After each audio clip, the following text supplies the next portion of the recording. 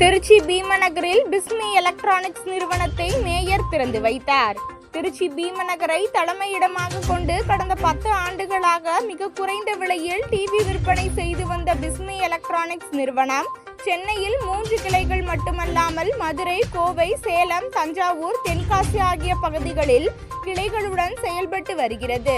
தற்போது பீமநகர் பழைய post office சாலையில் பிரம்மாண்டமான 2 மாடியில் பிஸ்மி எலக்ட்ரானிக்ஸ் மற்றும் வீட்டு உபயோகப் பொருட்கள் விற்பனையகத்தை அமைத்துள்ளது.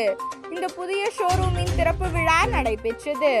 இதில் திமுக சிறுபான்மையினர் நல உரிமை பிரிவு திருச்சி மத்திய மாவட்ட தலைவர் ஸ்டீல் சலாவுதீன் தலைமையில் நடைபெற்ற இந்த விழாவில் சிறப்பு அழைப்பாளர்களாக திருச்சி மாநகராட்சி மேயர் அன்பழகன் கலந்து கொண்டு ரிப்பன் வெட்டி புதிய ஷோரூமினை திறந்து வைத்து வாழ்த்துரை வழங்கினார்.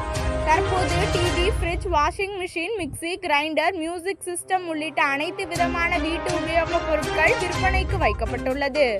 இந்த ஷோரூமின் திறப்பு விழாவில் தமிழ்நாடு வணிகர் சங்கங்களின் பேரமைப்பு மாநில பொதுச் செயலாளர் கோவிந்தராஜுலு, திமுக தலைமை பொதுக்குழு உறுப்பினர் தென்னலூர் பழனியப்பன், மாநகராட்சி கோட்டத் தலைவர் துர்கா தேவி, கவுன்சிலர்கள் கலைச்செல்வி, ஃபைஸ் அகமது, தொழிலதிபர்கள் சையத், கலீல், பூச்சி ராஜ் முகமது, மன்சூர், பேராசிரியர் ராஜசேகர், சிராஜுதீன், ஜான் ராஜ்குமார் உள்ளிட்ட ஏராளமானோர் கலந்து கொண்டனர்.